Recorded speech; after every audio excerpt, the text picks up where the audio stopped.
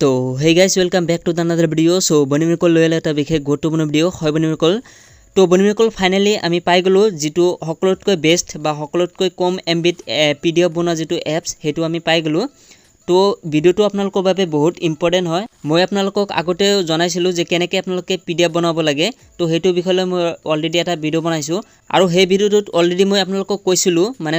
ভিডিওটো লাষ্টত মই কৈছিলো যে আপোনালোকৰ বাবে যদি আৰু ইয়াতকৈ বেছি ভাল পিডিএফ বনোৱা এপছ আহে তো হেতু আহিলে মই আপোনালোকক হেৰি ভিডিও বনাই কৈ দিম। মানে সকলোতকৈ কম এমবিত পিডিএফ বনোৱা এপ যদি মই পাও তেতিয়াহলে আপোনালোকৰ বাবে নেক্সট এটা ভিডিও বনাম বুলি মই কৈছিলো। তো ফাইনালি পাই গলো আৰু এইটো এপছৰ দ্বাৰা পিডিএফ বনালে আপোনালোকৰ কোনো ধৰণৰ সমস্যা নহয় বা কোনো ধৰণৰ প্ৰবলেম নহয়। মানে আপোনালোকে যিমান এমবি বিচাৰে হিমান এমবি লৈকে আপোনালোকে এই পিডিএফটো বনাব পাৰিব। সাপোজ আপোনালোকৰ যদি পিডিএফটোৰ সাইজ বেলেগ এপছ দি 20 এমবি হৈছে তেতিয়াহলে আপোনালোকে এইটো এপছ দি আপোনালোকে 2 এমবি লৈকে আনিব পাৰিব। তো এইটো এপছ বহুত ধুনিয়া হয়। তো এপছটো আপোনালোকৰ কি হেতু আপোনালোকক দেখাই আছো আৰু আপোনালোকক একদম লাইভ দেখাই দিম কেনেকৈ আপোনালোকে হেৰি পিডিএফ বনাব আৰু পিডিএফৰ যেটো সাইজ সেই সাইজটো কেনেকৈ কমাব সম্পূৰ্ণ আপোনালোকক দেখাই দিম। তো আহক আজিৰ ভিডিওটো আমি আৰম্ভ কৰো। কিন্তু ভিডিওটো আৰম্ভ কৰাৰ আগত এটা অনুৰোধ, যদি আপোনালোকৰ মিষ্ট্ৰিয়াছঅসম ইউটিউব চেনেলটো এতিয়ালৈকে সাবস্ক্ৰাইব কৰা নাই প্লিজ সাবস্ক্ৰাইব কৰিব। আপোনালোকে নিশ্চয় চাই আছে যে আমাৰ মিষ্ট্ৰিয়াছঅসমৰ ফ্যামিলি অলমোস্ট 40k হ'বৰে হল, অলপ বাকি আছে। সো যদি আপোনালোকে এতিয়ালৈকে সাবস্ক্ৰাইব কৰা নাই সাবস্ক্ৰাইব কৰিব। আগন্তুক এনেকুৱা ভিডিওসমূহ আপোনালোকে পাই থাকিব। মানে অনলাইন এক্সাম দিয়াৰ ক্ষেত্ৰত যি প্ৰসেস আছে সম্পূৰ্ণ আপোনালোকে ভিডিও পাই থাকিব। আৰু এই ভিডিওটো যদি এতিয়ালৈকে লাইক কৰা নাই প্লিজ লাইক কৰি দিব। সো আহক আজিৰ ভিডিওটো আমি আৰম্ভ কৰো। তো বনিমিকল আপোনালোকে নিশ্চয় চাই আছে যে মই মোবাইল ওপেন কৰিছো আৰু মোৰ মোবাইলত চাওক যে এটা এপছ ডাউনলোড কৰা আছে অলৰেডি, মানে ইনষ্টল আছে। এটো হল ডক স্ক্যানাৰ বুলি। সো এইটো এপছ আপোনালোকে ডাউনলোড কৰিব লাগিব আৰু এইটো এপছ আপোনালোকে প্লে ষ্টৰতো পাব। কিন্তু প্লে ষ্টৰৰ পৰা যদি আপোনালোকে ডাউনলোড কৰে সেই এপছত আপোনালোকৰ এডছ আহিব বা আপোনালোকে তাতে হেতু কিনিবলৈ কোৱা হ'ব বা মানে কিনিবলৈ দিয়ে হিয়তে। এইটো প্ৰিমিয়াম এপছ হয় আৰু এইটো ডাউনলোড কৰাৰ পিছত মই গুগল ড্ৰাইভত মই এইটো আপলোড কৰিছো আৰু তাৰ যেটো লিংক মানে আপোনালোকে এইটো এপছ ডাইৰেক্ট ডাউনলোড কৰিব পাৰিব। আপোনালোকে প্লে ষ্টৰত যাব নালাগে। মোৰ ভিডিওটোৰ ডেসক্ৰিপচনত লিংক পাব এইটো হেৰি এপছৰ। তাৰ পৰা যদি আপোনালোকে ডাউনলোড কৰে কোনো ধৰণৰ প্ৰবলেম নহয়, কোনো এডছ নাহে বা ইয়াত আপোনালোকৰ কোনো ধৰণৰ সমস্যা নহয়। সো এইটো এপছ আপোনালোকে ডাউনলোড কৰা লিংকটো এই ভিডিওটোৰ ডেসক্ৰিপচনত পাব। সো তাৰ পৰা আপোনালোকে ডাউনলোড কৰি এইটো ইনষ্টল কৰি ল'ব। তো আহক আমি পিডিএফ কেনেকৈ বনায় বা আপোনালোকৰ যেটো পিডিএফৰ এমবি কেনেকৈ ৰিডিউস কৰিব লাগে বা কম্প্ৰেছ কৰিব লাগে হেতু আপোনালোকক দেখাই আছো। সো এইটো এপছ মই ওপেন কৰি তো এপছটো ওপেন কৰাৰ পিছত আপোনালোকক এনেকুৱা এখন ইন্টাৰফেস আহিব। সো ইয়াতে আপোনালোকে নিশ্চয় চাই আছে ইয়াতে দি আছে ক্যামেৰা আৰু ইয়াতে দি আছে ফটো এটা মানে গ্যালাৰি সিন দি আছে। সো আপোনালোকে ক্যামেৰা অন কৰি আপোনালোকে স্ক্যান কৰিব পাৰিব। সো মই আপোনালোকক লাইভ দেখাই আছো। তো বনিমিকল আপোনালোকে নিশ্চয় চাই আছে মই ক্যামেৰাটো ওপেন কৰিছো, মানে ক্যামেৰাত ক্লিক কৰিছো। সো ক্লিক কৰাৰ পিছত ইয়াতে চাওক যে মই এটা হেৰি লৈছো A4 সাইজ পেপাৰ লৈছো আৰু এটো মোৰ হেৰি হয় মানে যোৱা বছৰ প্ৰজেক্টৰ মানে হেৰি হয়। তো এটা চাওক যে কেনেকৈ আপোনালোকে স্ক্যান কৰিব। সো এনেকৈ আপোনালোকে ক্যামেৰাটো ওপেন হোৱাৰ পিছত ইফালে চাওক যে মাজত এটা হেৰি আছে ক্যামেৰা অপচন দি আছে আৰু ইয়াতে কিন্তু এটা বস্তু এটা দি আছে চাওক যে ডকুমেন্টস বুলি। সেই ডকুমেন্টসে ৰাখিব ইয়াতে বুক বা ফটো বা ইফালে আইডি কাৰ্ড এইসমূহ নাৰাখিব। আপোনালোকৰ য'ত ডকুমেন্টস দি আছে ইয়াতে ৰাখিব, অটোমেটিক্যালি এইটোৱে থাকে। তো যদি আপোনালোকে সলনি কৰিছে আপোনালোকে ডকুমেন্টছত ৰাখি আপোনালোকে মানে ক্যাপচাৰ কৰিব। সো ইয়াতে চাওক যে মই ক্যাপচাৰ কৰি দেখাই আছো আপোনালোকক। তো ইয়াতে ক্যামেৰাৰ অপচনত ইয়াতে মই ক্লিক কৰিব লাগিব। সো ক্লিক কৰিলো। সো ক্লিক কৰাৰ পিছত ইয়াতে চাওক যে যেটো হেৰি মানে পেজ হেতু ইয়াতে ক্ৰপ হৈ আহিছে আৰু অটোমেটিক্যালি ইফালে চাওক যে সিলেক্ট হৈ গৈছে মানে কিমানখিনি লাগে। তো এইফালে চাওক যে মোৰ বিছনা চাদৰো কিন্তু মই উঠাইছিলো, কিন্তু বিছনা চাদৰটো ইয়াতে মানে ক্যাপচাৰ কৰা নাই, অকল সেই পেজটো ইয়াতে ক্যাপচাৰ কৰিছে। আৰু এতিয়া যদি আপোনালোকক কেওবাৰ বেছি কাটিছে মানে বেছি ক্ৰপ হৈছে এতিয়া আপোনালোকে এডজাস্ট কৰিব পাৰিব এনেকুৱা টানি খিচি। সো আপোনালোকে হেতু এডজাস্ট নিজে কৰিব পাৰিব, ইয়াতে কোনো ধৰণৰ প্ৰবলেম নাই। আপোনালোকে নিজৰ ইচ্ছা মতে ইয়াতে ক্ৰপ কৰিব পাৰিব। সো তাৰ পিছত ইফালে চাওক যে ইয়াতে দি আছে কন্টিনিউ, তাৰ পিছত ইফালে দি আছে ৰিটেক। সো আপোনালোকৰ যদি এই পেজটো মানে ক্যাপচাৰ কৰাত যদি কিবা অসুবিধা হৈ আছে মানে হোৱা নাই ভালকে তেতিয়াহলে আপোনালোকে ইয়াতে ৰিটেকত ক্লিক কৰি আপোনালোকে আকৌ মানে ক্যাপচাৰ কৰিব পাৰিব। তো তাৰ পিছত ইফালে চাওক যে ইয়াতে দি আছে অৰিজিনাল মানে কালাৰ ইফালে দি আছে কাৰেন্ট ফিল্টাৰ বুলি। সো ইয়াতে কালাৰ কোনটো আছে হেতু ইয়াতে দি আছে। সো ইয়াতে অৰিজিনাল দি আছে, এটা আপোনালোকে ক্লিক কৰিব। সো ক্লিক কৰাৰ পিছত আপোনালোকে ইয়াতে চাওক যে ব্ল্যাক এণ্ড হোৱাইট দি আছে। সো গুৱাহাটী ইউনিভাৰ্সিটিয়ে যেহেতু কৈছে ব্ল্যাক এণ্ড হোৱাইট ৰাখিব, সো আপোনালোকে প্লিজ ব্ল্যাক এণ্ড হোৱাইটে ৰাখিব, বেলেগ আৰু কালাৰ দি লাভ নাই যেহেতু ইয়াতে হিয়তে মেনশন কৰি দিছে অলৰেডি। সো ইয়াতে ব্ল্যাক এণ্ড হোৱাইট যেটো ইফালে চাওক যে তো ইয়াতে আপোনালোকে ক্লিক কৰিব সো ইয়াতে মই ক্লিক কৰিলো সো ক্লিক কৰাৰ পিছত ইফালে চাওক যে ব্ল্যাক এণ্ড হোৱাইট হৈ গ'ল সো তাৰ পিছত ইফালে চাওক যে ৰাইট চেইন দি আছে তলত সো ইয়াতে ৰাইট চেইনত ক্লিক কৰিব সো ক্লিক কৰিলো ক্লিক কৰাৰ পিছত ইফালে চাওক যে আকৌ কেমেৰাটো অন হৈছে তো এক নম্বৰ পেজ মই কৰিলো তাৰ পিছত ইফালে চাওক যে দ্বিতীয় পেজ মই আৰু এটা লৈ আহি আছো সো এটা চাওক যে মই দ্বিতীয় পেজ ইয়াতে সিৰিয়াল বাই সিৰিয়াল নাই বাট আপোনালোকক বুজাবৰ কাৰণে এনেকুৱা দেখাই আছো সো ইয়াতে চাওক যে মই দ্বিতীয় আকৌ মই ইয়াতে ক্যাপচাৰ ক্লিক কৰিব লাগিব ইয়াতে মই কেমেৰাত ক্লিক কৰি দিলো সো ইয়াতে ক্লিক কৰিলো তো আকৌ আপোনালোকৰ এটো মানে ক্যাপচাৰ হৈ গ'ল সো এনেকৈ আপোনালোকে কন্টিনিউ মানে সিৰিয়াল বাই আপোনালোকৰ যেটো নাম্বাৰ এটা পেজ নাম্বাৰ থাকিব সেই পেজ নাম্বাৰ ওয়াইজ আপোনালোকে এটাটাকে মানে সিৰিয়াল বাই সিৰিয়াল আপোনালোকে ক্যাপচাৰ কৰি যাব সো মই আপোনালোকক দেখাই আছো কেটামান মানে 15-16টা মই দেখাই আছো আৰু কিমান এমবি হয় হেতু আপোনালোকক দেখাম লগতে কেনেকৈ এমবি টো কমাব লাগে হেতু আপোনালোকক দেখাম এটো এপছৰ দ্বাৰা আপোনালোকে সম্পূৰ্ণ কাম কৰিব পাৰিব আৰু বেলেগ এপছ ব্যৱহাৰ কৰিব নালাগে তো মই হনকালে কেটামান পেজ মই ইয়াতে ক্যাপচাৰ কৰি লও তাৰ পিছত আপোনালোকক কৈ আছো তো বন্ধুসকল এটা পেজে মই বাৰে বাৰে ক্লিক কৰি দেখাই আছো মানে আপোনালোকক বুজাবৰ কাৰণে এনেকুৱা কৰি আছো ইয়াতে পেজ আছে বহুত পেজ আছে মানে হেৰি কৰা নাই সো এনেকৈ আপোনালোকে হেৰি ক্যাপচাৰ কৰি যাব এটাটাকে সিৰিয়াল বাই সিৰিয়াল আপোনালোকৰ যি নাম্বাৰ আছে মানে পেজ নাম্বাৰ চাই মানে বাৰে বাৰে কিন্তু কৈ আছো পেজ নাম্বাৰৰ কথা পেজ নাম্বাৰটো আপোনালোকক ভালদৰে মানে সিৰিয়াল বাই সিৰিয়ালে দিব তো ফাইনালি চাওক যে 15টা মই ইয়াতে ক্লিক কৰিলো সো ক্লিক কৰাৰ পিছত ইয়াতে আপোনালোকে কি কৰিব মানে গোটেইখন যেতিয়া আপোনালোকৰ স্ক্যান কৰা হৈ যাব তাৰ পিছত ইফালে চাওক যে ইয়াতে দি আছে ৰাইট চেইন সো ৰাইট চেইনত আপোনালোকে ক্লিক কৰিব লাগিব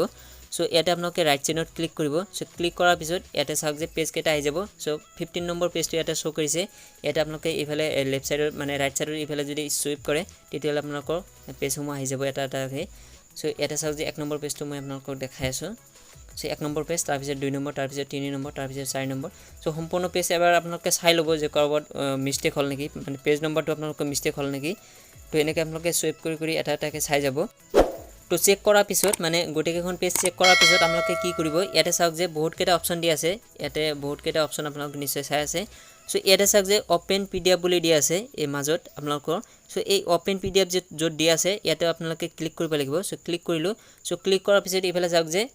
create PDF for this file only মানে যেটো পেজ ইয়াতে শো কৰিছে সো প্ৰথম পেজ এটো শো কৰিছে এটোই অকল পিডিএফ বনাব মানে গোটেইখন পেজ সো ইয়াতে 2 নম্বৰ দি আছে create PDF for entire documents মানে জিকেটা মই স্ক্যান কৰিছো গোটেইকেটা আমি যেটো হেৰি PDF বনাব লাগিব সো এটা চাওক যে যেটো দ্বিতীয় নম্বৰ মানে create PDF for entire documents so এটোত আপোনালোকে ক্লিক কৰিব লাগিব সো এটোত মই ক্লিক কৰিলো সো ক্লিক কৰাৰ পিছত চাওক যে গোটেইখন পেজ ইয়াতে শো কৰিছে মানে PDF ফৰমেটত এটো ওপেন হৈ গল সো এতিয়ালৈকে কিন্তু সেভ হোৱা নাই বা এমবি আমি এতিয়ালৈকে কমোৱা নাই সো এটা মই 15টা মই পেজ ইয়াতে স্ক্যান কৰিলো সো স্ক্যান কৰাৰ পিছত ইফালে চাওক যে এমবি টো ইয়াতে শো কৰিছে ইফালে লেফট সাইডৰ কৰ্নাৰত ইয়াতে চাওক যে এমবি শো কৰিছে 5.79 কিন্তু আপোনালোকে যদি এতিয়াও ভাবিছে যে এটো এমবি বেছি হৈছে বা একচুয়ালি বেছি হৈছে ইয়াতে 5 এমবি তকৈ অলপ বেছি হৈছে সো এটো আপোনালোকে কেনেকৈ কমাব মানে এমবি টো আপোনালোকে কেনেকৈ কমাব সম্পূৰ্ণ আপোনালোকক দেখাই আছো ইয়াতে যদি 100 এমবি হয় তেতিয়াহলে আপোনালোকে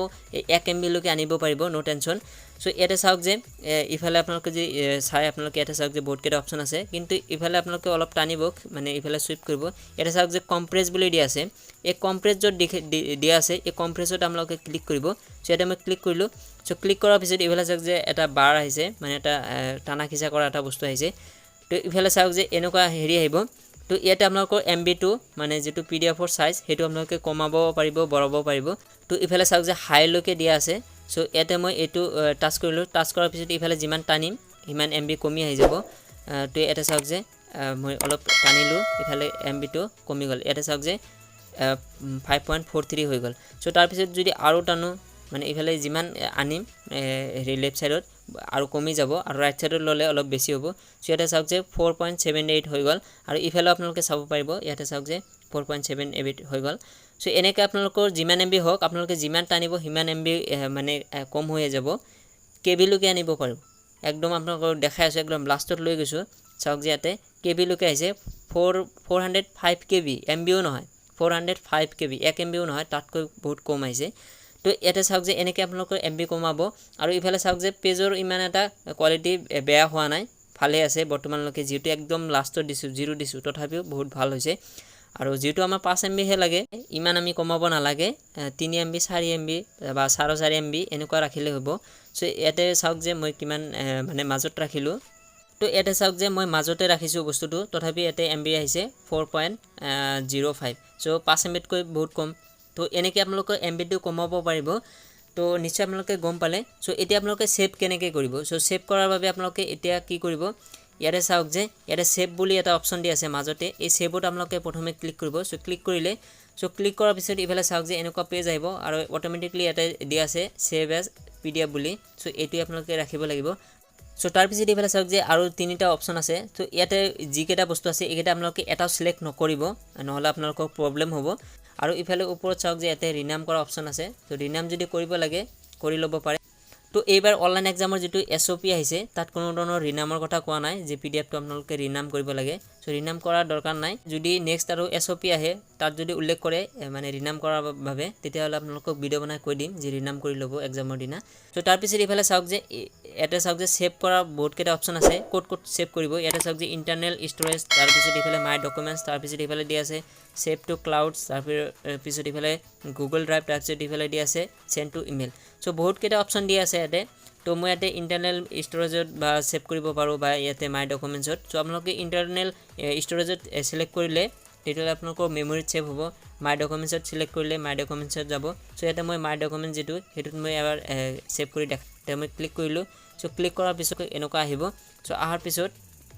এটা চাওক যে এটা দি আছে এলো এক্সেস টু ডাউনলোড বুলি অপচন আহিছে তলত ব্লু কালাৰৰ তো এই এলো এক্সেস টু ডাউনলোডত আপোনালোকে ক্লিক কৰিব সো ক্লিক কৰাৰ পিছত আকৌ এবাৰ এলো আহিব সো এটা আপোনালোকে ক্লিক কৰিব লাগিব ক্লিক কৰি দিলো সেভ হৈ গল এটা চাওক যে সেভ সাকসেসফুল দেখাই আছে সো তাৰ পিছত ইফালে মই ক্লোজ কৰি দিলো সো এতিয়া মই এটো মিনিমাইজ কৰি দিম যেটো আমাৰ হৈ গল কামটো সো এতিয়া আপোনালোকক দেখাই আছো মই যেটো মাই ডকুমেন্টছত সেভ কৰিলো তো মাই ডকুমেন্টছত কোড থাকিব হেতু আপোনালোকক দেখাই আছো